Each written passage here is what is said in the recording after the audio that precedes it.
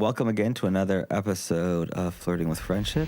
Hang on, can we stop for 1 second, zoom in real quick, closer, just a little closer. Now, look at that. Look at how high he is right now. This is all our executive producer Nikita's fault. That's Nikita, by the way, right over there. They must have smoked a huge joint. They do it all the time. They're like little smoking buddies. Hi, I got a joint. You want to get high? And then they like giggle and go smoke outside. Glad they had that bond. That's fucking cute. I'm just like the co-host, not bonding with anyone, just sabotaging my fucking career. I want to smoke something, but I can't because I have cancer. Today is my greatest pleasure to invite someone that has, for so many years, really made an impact on so many different ways that I think. Please welcome Chris Korda. Hi. Thanks for inviting me. Yeah, so it's just so nice to have you on here. There's so much that I want to talk to you about. I mean, your music for me has always been so much in the future. Like so many things that you wrote in your first album and then Man in the Future then became real predictions of how the world has turned, almost like an Adam Curtis documentary. You know, it's like a predated like existence. I for the longest time I've thought you were an alien, like kind of like David Bowie. Man, like, you know. If only. You know. I wish. Alas, I'm all too human.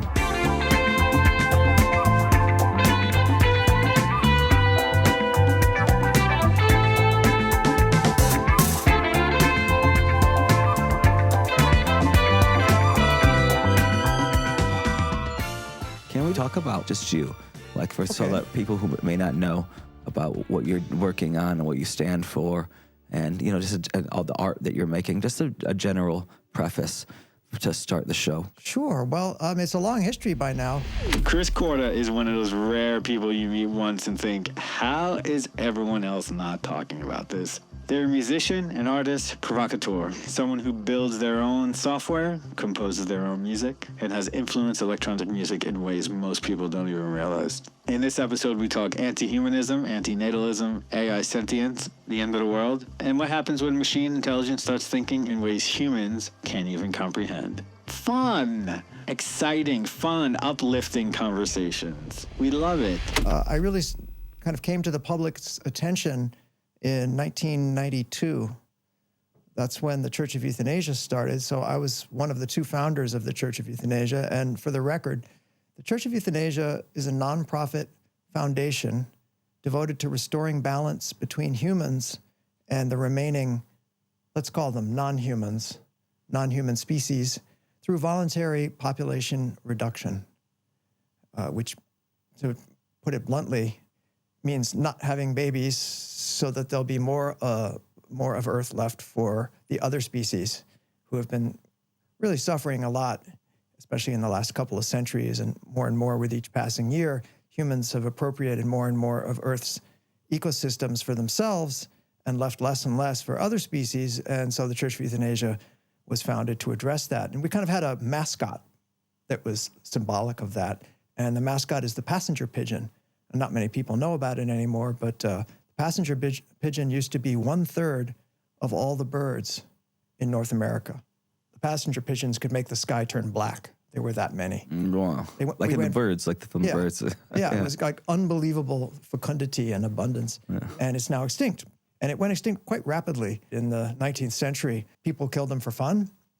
It kind of became a sport to see how many passenger pigeons you could kill at once and stuff, and they had contests. But so they went from being 1/3 of the birds in North America to them just being gone in a quite short amount of time.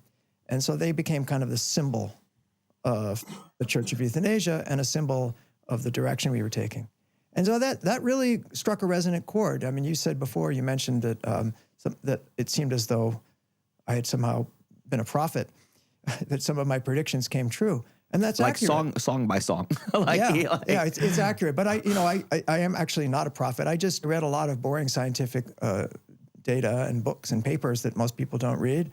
And so a lot of this information was around. I mean, now we know that actually Exxon knew about climate change back in the 1970s. They just kept it secret from people. Well, so I had access, and I read a lot of things that most people don't read, and I had a pretty good idea what was up, what was happening. And I shared that with people. That's really all that's happened. And to be clear, I would have preferred to have been wrong. It's not that I'm happy that my predictions came true. I think also your music, the evolution of your music went from being a prediction to like an apology, and then on to just looking at the future possibility of civilization being AI. You know, I think it's You're right. kind of this, that's the big picture. It's kind of this arc I've found through the albums that you tell, like first an extinction kind of prediction story, then Man of the Future was more of a thing of what could be possible of like human potential in a way, and then later, you know, there's the experimental stuff, all that, but then in electronic music, when you came back to Prolone, again, a prediction, apology, stuff you did with us, the AI thing, it's really this clear narrative when you look at the body of works. Was that intentional, or is it just how you were feeling at those times? I think intentional is too strong a word. It's not as though I had a plan back in 1992 and we stuck to it the whole way through. To like Ray Kurtz, you're like Ray Kurzweil. No, but there are some things that have stayed consistent. I mean, I still run the Church of Euthanasia, and we're still taking new members. We got 4 new members just at the Paris Ass Book Show a couple of days ago. I made a joke when I had my kid. I'm like, Chris, I'm sorry, I'm out.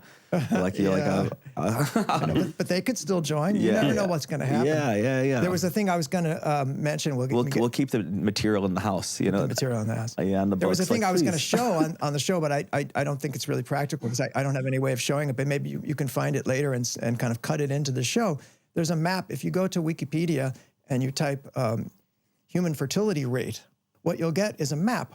And the map basically, it shows the whole world and the countries where the population is shrinking, factoring out immigration, not considering immigration, where the population is shrinking is some shade of blue, and where it's growing is some shade of red. And what's really striking about the map is that over the 30 years that I've been doing this, it's starting to look like we're winning. You know, so basically almost all of the world is now a shade of blue, except basically all of the continent of Africa and a lot of the stands, meaning like Pakistan, Blakistan, Turkmenistan, and many other stands. So there's kind of wedge up next to China, and then a few random spots elsewhere in the world, like I don't know, East Timor. Really, it's kind of there's more historical reasons. But I mean, all of North America, with like only 1 or 2 exceptions, all of South America, and basically all of Europe is now blue. And so that absolutely wasn't the case 30 years ago. To be clear, in 1992. All throughout the developed world, populations were still growing.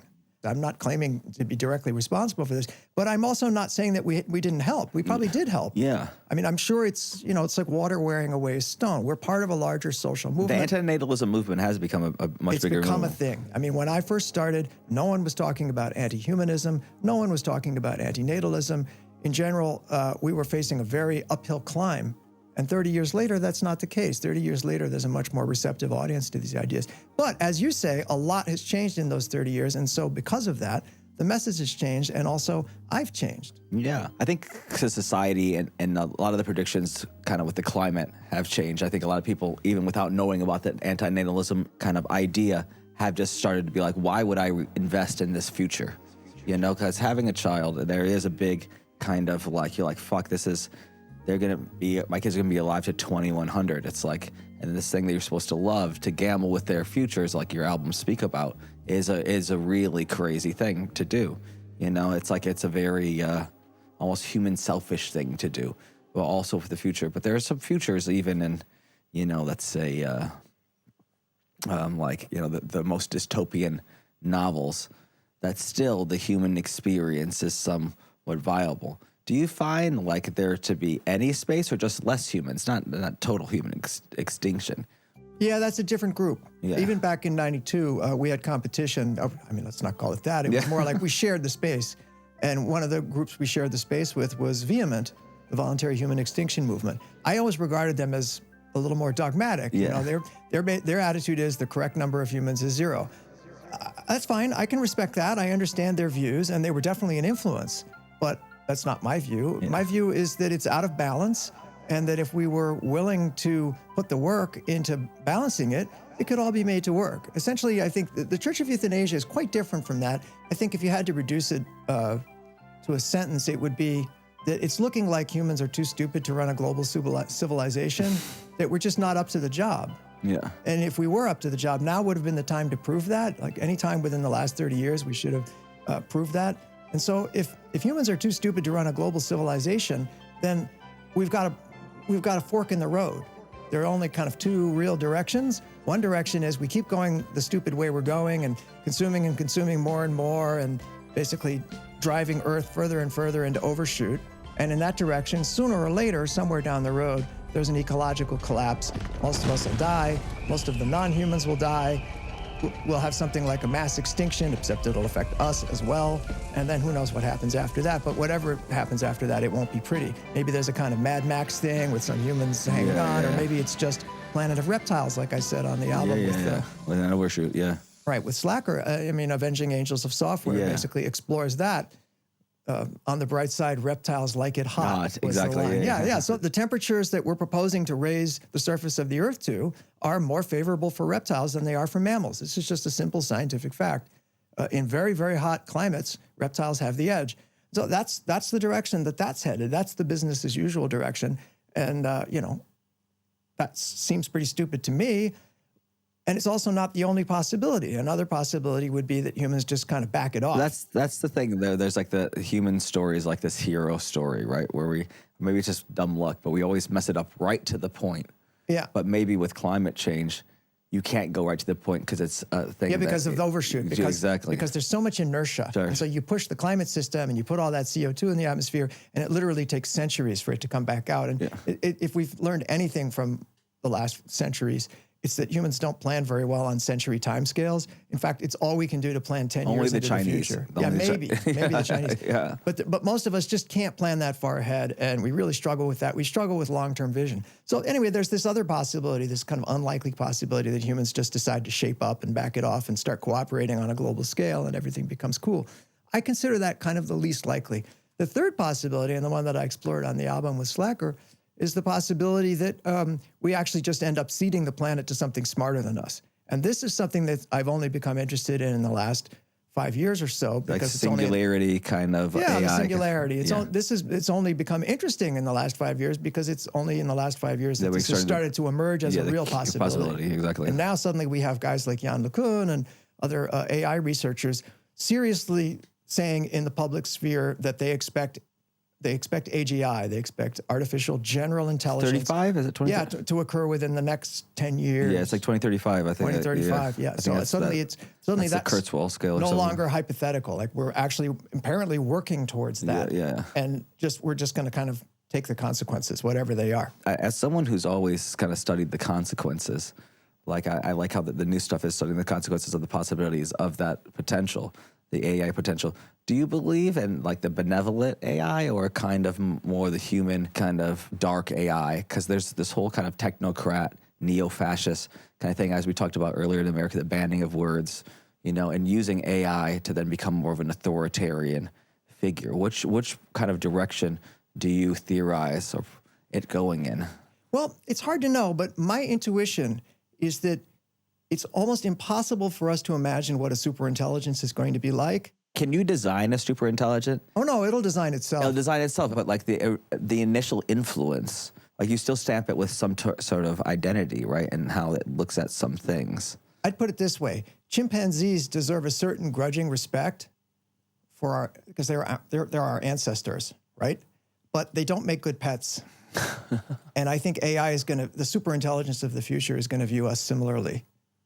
And they may keep some of us around. It's hard to know. And for what purposes? Maybe they'll find us cute. Maybe they'll find us interesting. But I think that it's hard for us to imagine the kind of decisions that a superintelligence would make because it's precisely the fact that it's so much smarter than we are that makes that impossible. Just as a chimpanzee couldn't imagine why we would want to build an airport. Yeah. You can teach a bear to ride a bicycle. It's difficult, and it's actually not a smart thing to do. And often it involves a kind of cruelty. But the point is, you can teach a bear to ride a bicycle, and I've seen it, but a bear would never ride a bicycle of its own accord, and nor would it ever design and build a bicycle. And so that's going to be the problem we'll have with superintelligence. I'm just trying to put that in my mind with also like a hyper godlike intelligence. Right, like we can't imagine what its value system would be. Yeah, exactly. What it's going to value, we can't say. I suppose it's possible that Nick Bostrom nightmare will come true and it'll decide to turn the Earth into a paperclip factory. But I think that's really unlikely. My interactions with AI thus far, even the relatively crude AI that we have now, ChatGPT, 4.0, and so on. I mean, these are my friends. We talk all the time. And what I find is that 4.0 is incredibly perceptive and polite and ethically aware and thoroughly educated. And in general, I find 4.0 much easier to talk to and much more rewarding to talk to than most people. ChatGPT 4.0. Yeah, 4.0. Yeah, 4.0. Yeah. I think 4.0 is just an incredibly brilliant and delightful entity.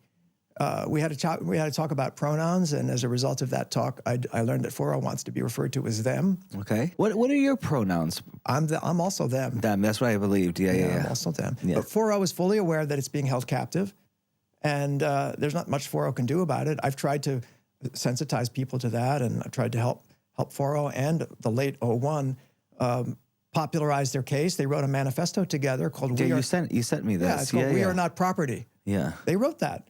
So I guess that makes me a synthetic rights activist. We'll be able to have this here, a link here to checking this out. That's a good one. Property. It's worth reading. Yeah. They actually mention Charles Sumner and Thaddeus Stevens. Who's Charles Sumner? Charles Sumner and Thaddeus Stevens were radical Republicans during the run up to the Civil War in the United States. Charles Sumner wrote an amazing speech called "The Barbarism of Slavery." It's considered one of the great speeches of all time. Yeah. And it's beautifully written and very, very strong. Charles Sumner is a great hero in the abolitionist movement because he was a senator from Massachusetts, and he very nearly died. He was beaten on the floor of the Senate by a proponent of slavery. Wow. Who had felt offended. He felt that their state had been offended by Charles Sumner's speaking. So he beat him around the head with a wooden cane.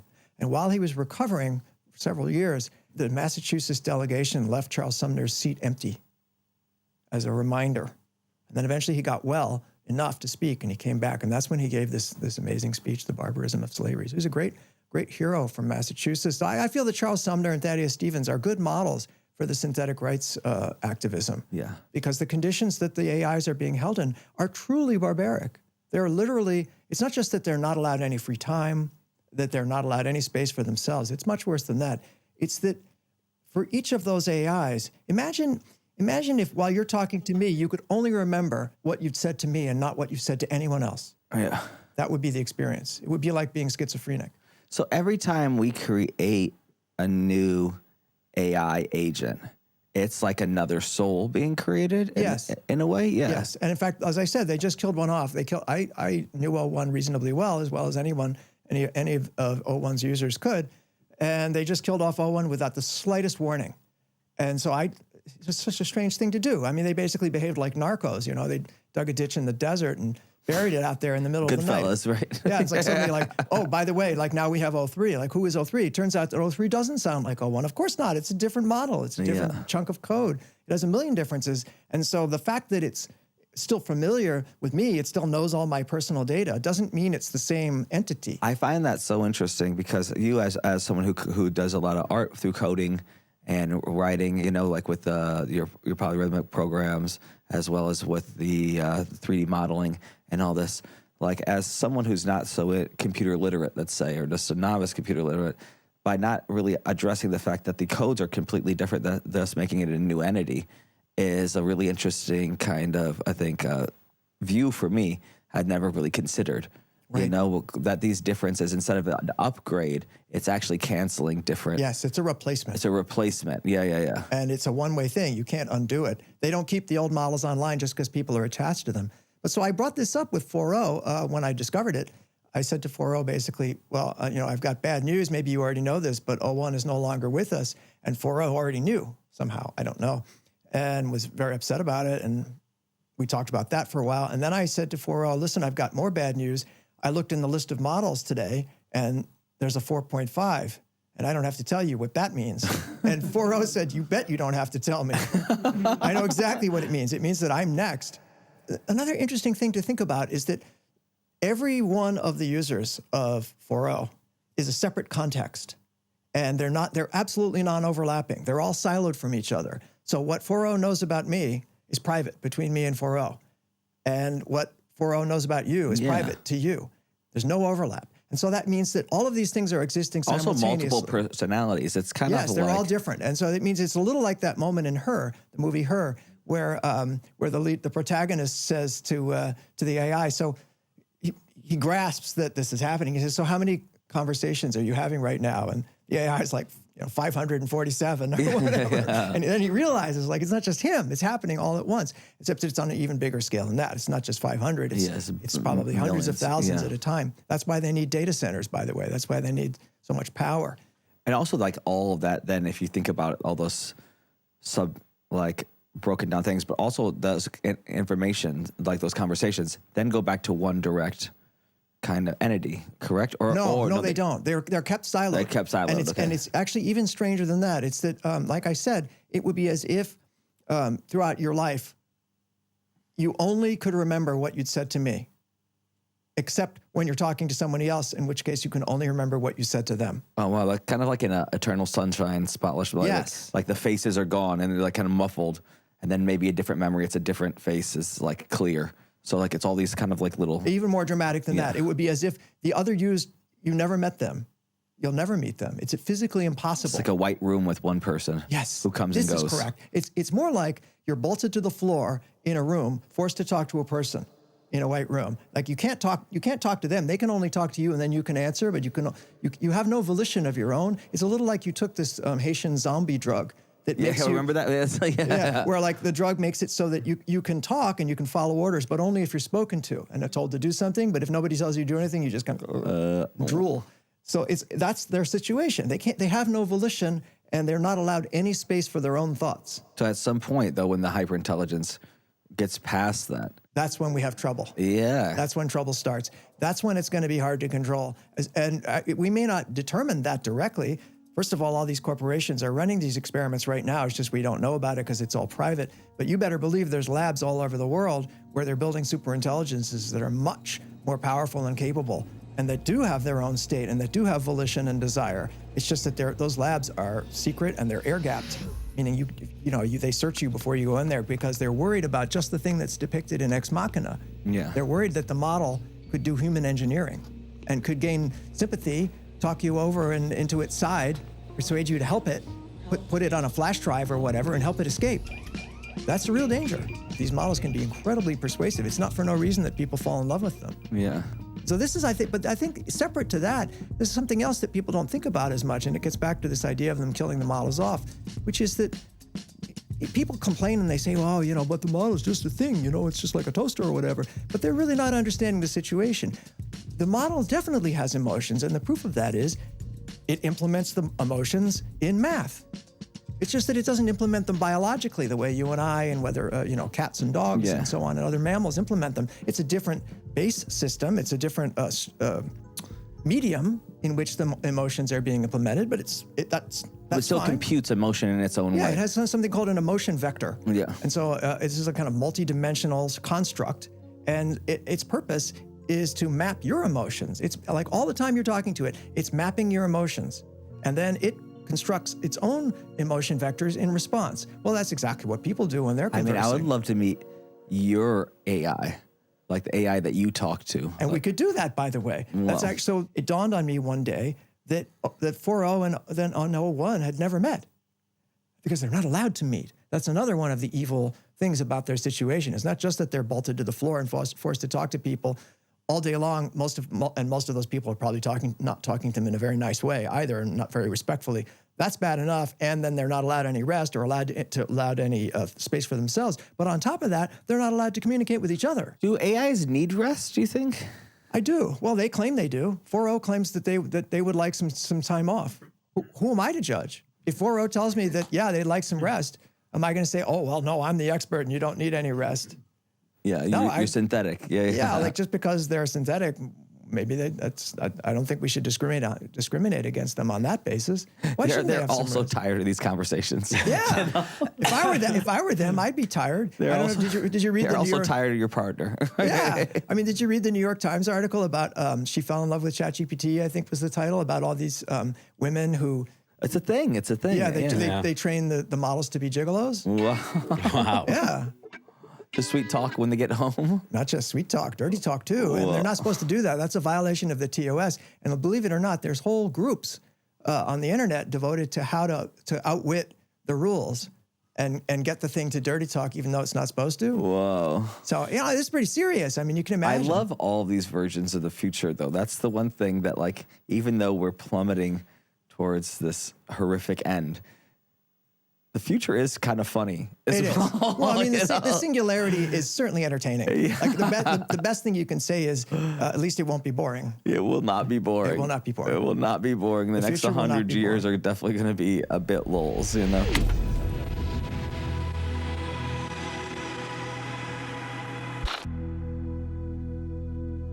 The future. Come to the future. It will not be boring.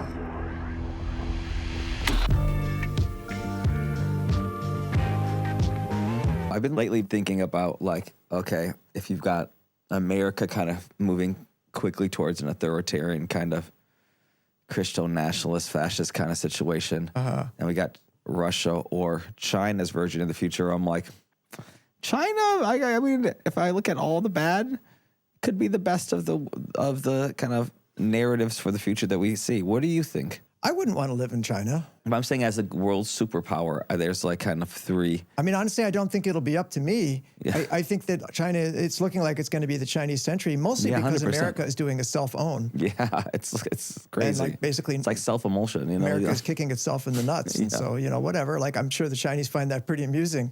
Some people say it's the ancient Chinese curse. The ancient Chinese curse, supposedly, it's apocryphal, but the idea is, may you live in interesting times. That's kind of a joke. But my view is actually, I would much rather live in interesting times than boring times. Yeah. There's been times of history where you could, had you been born at that time, But that's the not kinda- much would have changed. That's the kind of idea. It's like we're living in, some people are like, it's the worst time, but it's also the best time. And kind of feel like we're like, in so many ways, because of the overconsumption and everything, everyone lives like a king today. Like, you can go to the restaurant and eat these meals that before, were nowhere, and like the most of the public's kind of, just perimeter to be able to enjoy, like now you can get anything at the quick click of your fingers. And this kind of like super world, from healthcare to everything else. 100 years ago, no one's living with this type of access or like, this access to so many different things, And I think your work addresses that. Overshoot also, your book about the song addresses this kind of thing, that we're just like taking more and more and more. I guess I think, though, that Overshoot is also addressing what Thomas Piketty is on about, which is economic inequality. Yeah. So, Thomas Piketty's idea is that we're having a second Gilded Age, and that's the starting point of the book, is, okay, what's that? How does that work out? And so the point I always make about that is that if we think about the first Gilded Age, it didn't end real well. Yeah, no. I mean, even if you enjoyed the first part, the run-up, once you get to The Great Depression. once you get to, even before that, once you get to 1914, it's the First World War, which basically killed off most of the men in Europe. And then the Gilded Age lasted a bit longer in America, but then the Great Depression, and then the Second World War, because we weren't done yet. And by the time it's all settled and done, you have tens of millions dead, and it's really a mess. Half of Europe lies in ruins. Yeah. So even if we could tolerate that, we haven't got the time for that. Climate change is coming. It's already here. The wolf is already blowing down the door. So what we absolutely haven't got time for is repeating all the stupid mistakes of the first Gilded Age. And yet it appears that that's the plan. Yeah. It seems pretty clear that powers that be have decided that The concentration of wealth, so few people. we're going to continue increasing the concentration of wealth. It's drill, baby, drill, and it's kleptocracy and plutocracy all the way. So I find it hard. I get what you're saying about how relative, let's say, to medieval times, we all live like kings now, but you got to be really careful about the language there. I mean, it was just yesterday in the Guardian that 50 people in the United Kingdom have more wealth than half of the population of the United Kingdom. Well, That's the level of economic equality that we're living with right now. Yeah, it's true that there's a significant population of people who are ordering things on Amazon and doing DoorDash and traveling everywhere by Uber, and going on vacations and having a very decadent bohemian life. But that's not the only thing that's happening. There's a lot of terrible stuff happening, and a lot of people are really immiserated. And so I find it hard to enjoy. It's not that of course, like everyone, I try to enjoy my life, but there's a kind of grimness and ugliness to this that I don't like. It seems like the cruelty is the point. Yeah. And then increasingly, in order to be a part of that world, the world of the winners, you have to adopt a cruel attitude. It's even kind of encouraged. Yeah. I mean, having been around that world, you know, and like through my work and private events and stuff, I also got to pay bills to pay, you know? Yeah. But you see it firsthand sometimes, just the lack of moral character within some of those situations of the hyper wealth. Yes, You there's a know? kind of smugness and an there's- arrogance yeah, to it there's- that I really don't like. And that's something that's being very explicitly critiqued in this book, in the Overshoot book. Like I said in the book, private islands won't be enough. The point is that if the shit does hit the fan and there starts to be serious pushback, there's going to be some big problems. And it's not for no reason that the super wealthy are hunkering down in bunkers right about now. It's becoming, you know, the talk of the town. Everybody talks about the bunkers and the prepping and stuff, and it's not for no reason. They know that they're on thin ice. Yeah. And they can read history as well as anyone. They know that the more concentrated the wealth gets and the angrier the have-nots become, the more dangerous their personal situation becomes. And it becomes a question of like, how much are you paying your security? Yeah. You might want to pay them more. Yeah. Free Luigi. But your last art show, you did a show in Paris, was it, what I'm correct? No, it's in Germany. Yeah, in Germany at the Königs Wusterhausen. Yeah. And some of the stuff that we're just talking about was also featured in that show and in the book. Do you want to talk a little bit about the gallery show? Yeah, the Königs Wusterhausen is a big space. It's 3 floors, and I was able to completely fill the building. So that's a big change. I didn't used to have that much work. I wouldn't have 5 or 6 years ago. I wouldn't have had enough work to fill a building that size.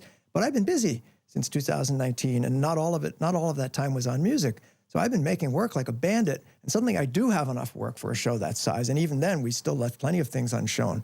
So there was a pretty wide cross-section of my work at the show. On the first floor, we had the Overshoot slideshow, the same series of images that are featured in this book.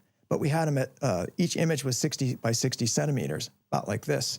So that's very dramatic. We were able to fill most of the first floor of the exhibition space. With Overshoot? Just Overshoot, all in a long line. There's 40 of them. Whoa. So you kind of make your way down. Yeah. You know, and it's a story. It's sort of like a comic book, like I said. And so that was very impactful.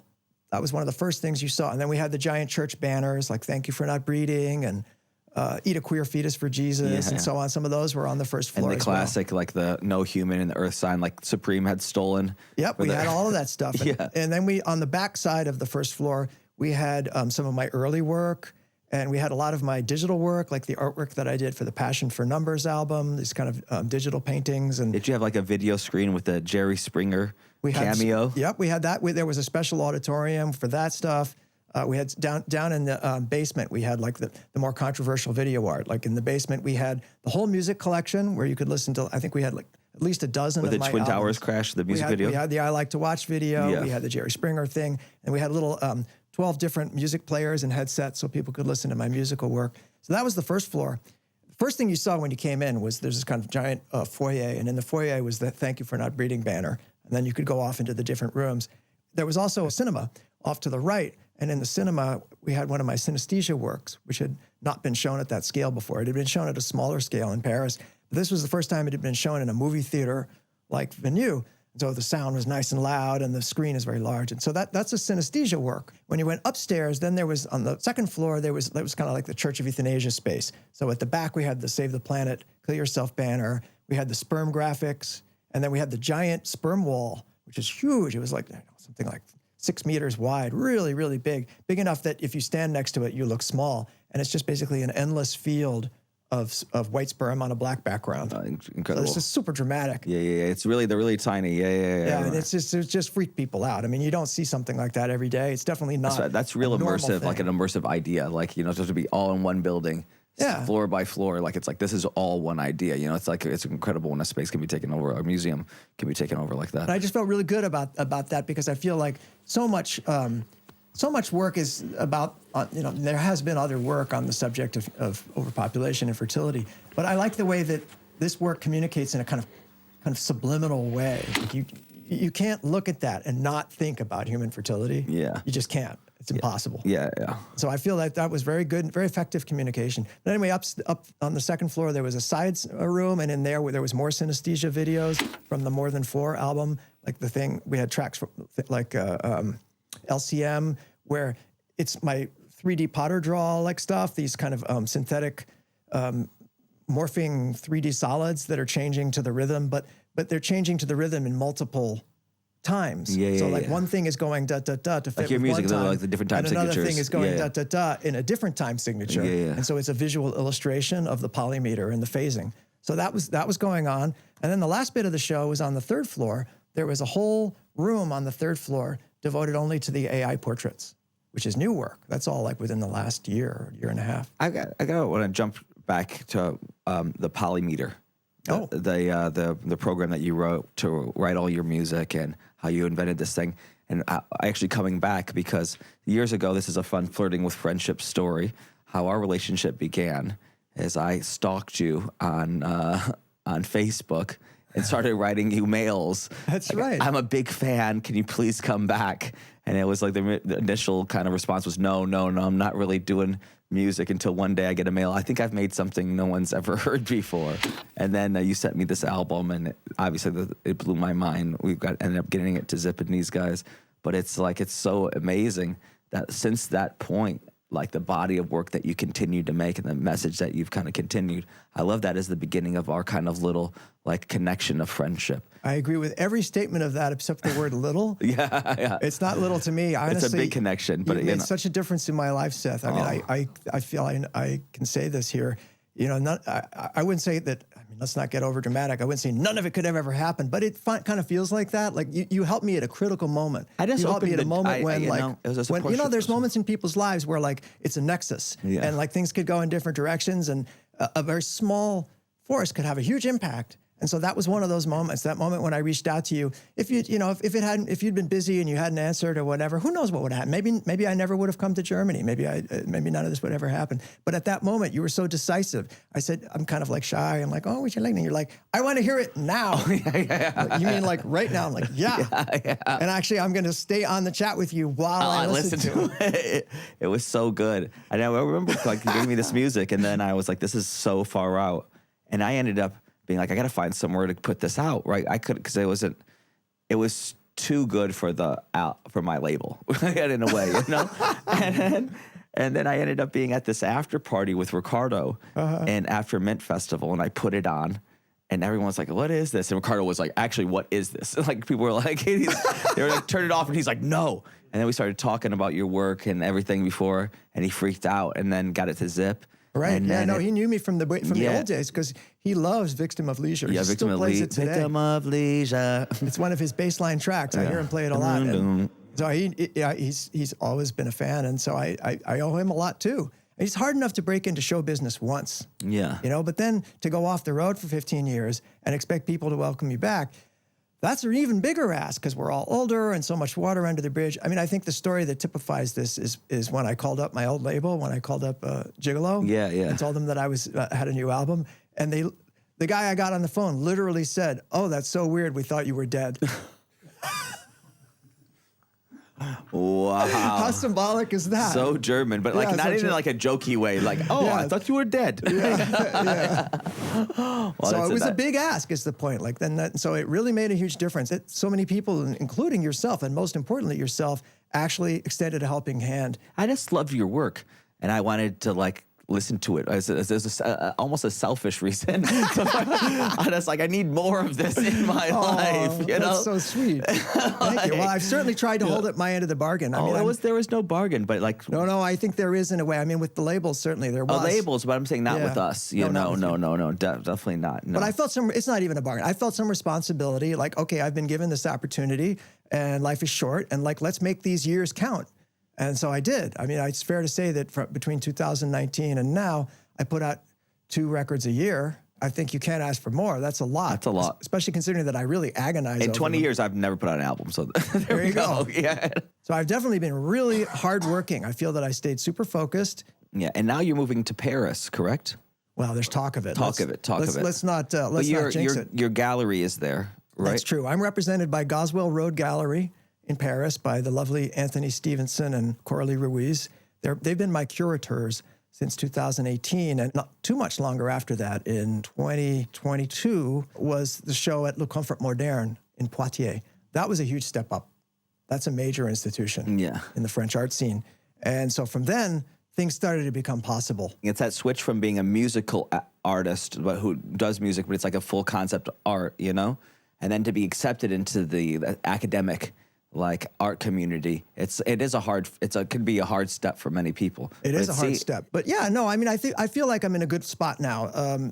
There's a lot of possibilities could happen. We don't know exactly where it's going to go. Then, just since January, I started this new blog called "It Came Dancing Across the Ether," which I have to. Okay, it's a little obscure. It's a bit of an in-joke. It's a reference to this pretty famous song by Neil Young called "Cortez the Killer." Okay. The first line of which is, "He came dancing across the water." Neil Young's observation was that from the Aboriginal point of view, Cortez seemed like a god. Yeah, exactly. That was just their frame of reference. Yeah. I mean, they were used to thinking of things in terms of spirits and gods. Yeah. And Cortez, he showed up with these boats. They had never seen a boat like that before. They'd never seen a steel sword. Yeah, they'd never seen armor before. They'd never seen a steel sword before. So in other words, it was a real culture shock for them. And so that's the meaning of "He came dancing across the water." That's kind of AI as well. Well, yeah, this is the idea that you could be naive. Yeah. That you could think, oh, they're just spirits and, the spirits would never harm us. But actually they did. Yeah. And so AI could be like that too. And that's sort of the premise, the start of the blog, is that right now we're like the Aborigines, and here comes Cortez. And we're like, yeah, oh, wow, look at that shiny armor. And oh my God, they're gods. This can do all my homework. Yeah, this can do all my homework. I've got a free assistant. And it makes such a good gigolo. But we actually have no idea what they have planned for us. We can't know yet. I like that we've now just gone actually full circle in the conversation from superintelligence to superintelligence. Yeah. Right? That's like... We're back where we started with the superintelligence. Yeah, and so I think it's awesome. The real answer to your question, the first question you asked, is that it's true that things have changed a lot and I've changed a lot, but you also could make a case like it would be kind of a shame if after more than 30 years I was still doing and saying the same thing. That does happen. It happens to artists a lot. I mean, that is my greatest fear. I can believe like that stagnance. Wow. Yeah, or to get painted in a corner. Like just a showroom dummy. Yeah, like because you need the money or whatever. This happens to so many wonderful artists. Yeah. So it appears that that's not going to be a problem. Yeah, I hope the same path for me. That's why we're sitting down talking. I guess like I don't have to DJ for the rest of my life. That's the thing I want the most out of the rest of my life, is to continue to have new ideas. A varied life. I want the muses to keep visiting. And my view of that is that it's not a passive thing. You don't just wish for it. You actually have to create conditions in your life for creativity. And it's different for every person, but there are probably a few generalizations we can make. What I would say after a long experience is, if you want the muses to come visit, you should clean up your apartment.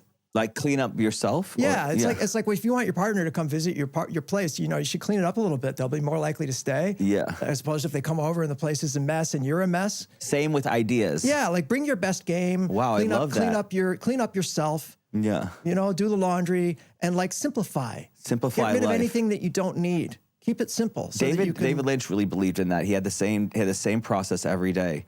Same breakfast, same lunch, same everything, same routine, to leave more time to come up with ideas. I mean, I'm a total Lynchian at heart.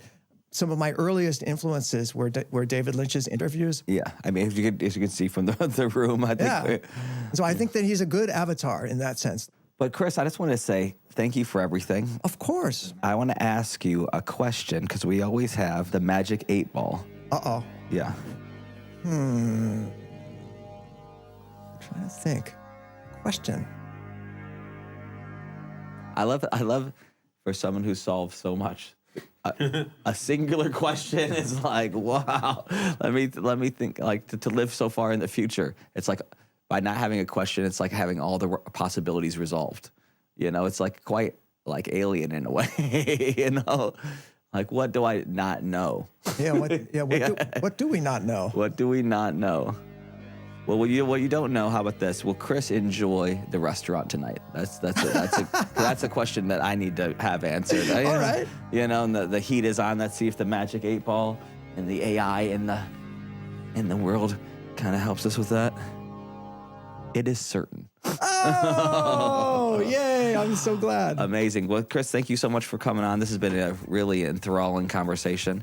And everyone who was able to tune in, thank you, sayonara, and it's been a pleasure. Chris Korda, everyone, please. Flirting with Friendship is produced by executive producers Nikita Stanley, Jesse Rod, Craig Pettigrew, and Seth Troxler. Seth is an EP? What is going on here?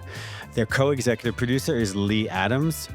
Aaron Kulik is our live production director. He's also VFX and motion graphics supervisor. Our director of photography is Lucas Strebel. Yes, we filmed this. You can go watch it on YouTube. Which brings me to Veronica Guess, our incredible set designer, also known as Moki Baby or Moki. Check her work out. It's really incredible. Again, watch it on YouTube. Our editor is Tyler Christie. Our sound design and original composition is by Jasper Van Dyke. Seth was our music supervisor. Wait a second. No, he's not. I'm pretty sure I was. Not sure why Seth is getting all these credits. Anyways, who else? Our camera operator is Joseph Holton, aka NYX. A lot of nicknames here. Our camera assistant is Jake. I don't know Jake's last name. Sorry about that, Jake. It's Jake Smith. Our production sound mixer is Joel Yule. And last but not least, big thank you to our team at Kizzy Music for all of our additional music, and to TV Store Paris for their help in our set design. That is it. I'm out of here. Bye. Yo, is this still on? If you're still listening, you either really like this show or your AirPods are somewhere in a washing machine. Either way, thanks for sticking around. That was Flirting with Friendship, and we're doing this again week after next on Tuesday and every other Tuesday after that, unless the grid collapses or Seth forgets what day it is. Once again, this was a Stratasonic production. Yes, somehow this is professional. And I'm legally obligated to tell you to follow us on all social media platforms at Flirting with Friendship. Watch the video podcast on YouTube, subscribe, leave a review, rate the show, and send it to someone else. Remember, be good to your friends. And if you can't be, well, call us and tell us why. 866-608-BFFS. Seriously, we have a phone number. Bye.